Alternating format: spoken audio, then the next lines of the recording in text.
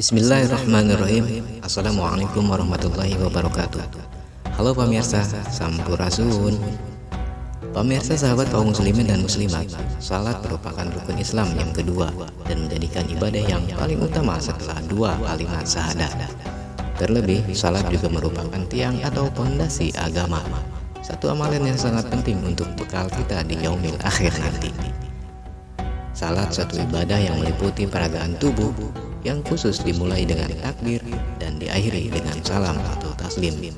Dalam salat juga mencangkup berbagai ibadah di dalamnya seperti zikir kepada Allah Subhanahu wa taala, tilawah kitabullah, berdiri menghadap Allah Subhanahu wa taala, sujud, doa, dan tasbih takbir. Dikatakan penting bagi kita semua selain merupakan kewajiban dari rukun Islam, pada setiap peragaan dan pergerakan dalam sholat ternyata juga sangat bermanfaat bagi kesehatan tubuh dan mentalitas. Berikut beberapa penjelasan menurut ilmu medis mengenai manfaat kesehatan pada gerakan sholat. Yang pertama, baik untuk sistem pencernaan. Manfaat gerakan sholat yang pertama adalah baik untuk sistem pencernaan. Di pagi hari saat perut masih kosong, umat muslim menunaikan salat subuh 2 rakaat. Sementara setelah makan malam, salat yang ditunaikan diantaranya salat isya dengan 4 rakaat. Salat dapat meningkatkan fungsi organ hati, merelaksasikan usus besar, serta membantu kinerja usus menjadi lebih baik.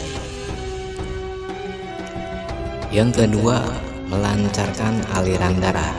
Gerakan pertama dalam sholat yaitu takbir yang dilakukan sambil berdiri juga melancarkan aliran darah ke arah torso.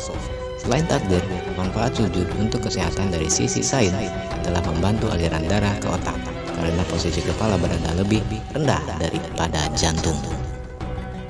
Yang ketiga, membuat tubuh rileks. Kemudian gerakan duduk atau tasyahud.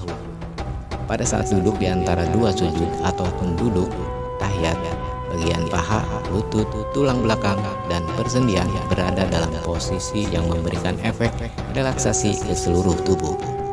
Tekanan yang terasa pada saat duduk ini akan dirasakan seperti halnya pijat yang membuat tubuh rileks. Kemudian pergerakan sendi.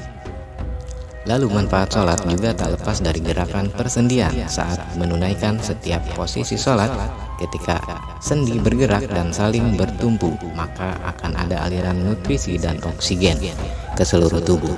Hal ini dapat mengurangi resiko mengalami nyeri persendian, radang sendi atau artritis, hingga lumpuh. Selanjutnya, baik untuk postur tubuh. Dalam jangka panjang, postur tubuh yang tidak baik dapat menyebabkan penyakit-penyakit lain. Itulah mengapa manfaat gerakan sholat yang juga penting adalah membuat postur tubuh menjadi lebih ideal. Posisi berdiri saat takbir membuat postur tubuh semakin baik. Posisi tubuh harus benar-benar tegak dan tahu betul bagaimana menopang berat badan. Terlebih gerakan sholat juga dilakukan beberapa kali dalam sehari, sehingga postur tubuh terlatih lebih tegak. Peregangan tubuh. Peregangan tubuh juga bisa kita dapatkan ketika gerakan ruku atau saat punggung membengkuk 90 derajat. Manfaat gerakan ruku adalah tubuh bisa melakukan peregangan namun tidak berlebihan. Punggung, paha, dan betis meregang sekaligus melancarkan aliran darah. Kemudian manfaat gerakan ketika sujud juga membantu tubuh mengendalikan otot perut agar tidak mengembang terlalu besar. Apabila dilakukan terus-menerus tanpa sadar, gerakan sujud dapat memperkuat otot-otot abdominal. Terapi psikologis. Nah pemirsa, untuk yang terakhir dari manfaat gerakan sholat sedikit berbeda dari manfaat secara fisik, namun lebih ke psikologis. Sholat adalah salah satu bentuk terapi psikologis yang membantu menenangkan jiwa sekaligus melepaskan beban. Ada gerakan yang lembut, harmoni, dan juga koordinasi dari setiap gerakan sholat, sejak awal hingga akhir. Bahkan gerakan seperti sujud yang mengalirkan darah lebih lancar ke otak juga berdampak positif bagi daya ingat, konsentrasi, dan kemampuan kognitif lainnya. Pemirsa, sahabat kaum muslimin dan muslimat, jadi melaksanakan sholat sangatlah penting. Selain bermanfaat bagi kesehatan fisik, juga baik untuk mental kita, terlebih bermanfaat dunia dan akhirat.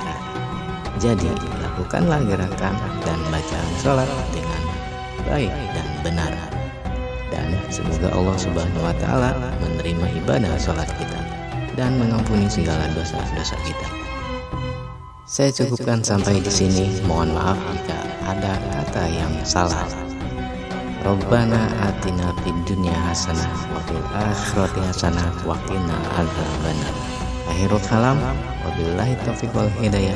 Wassalamualaikum warahmatullahi wabarakatuh. Permios. Jangan lupa subscribe ya teman-teman.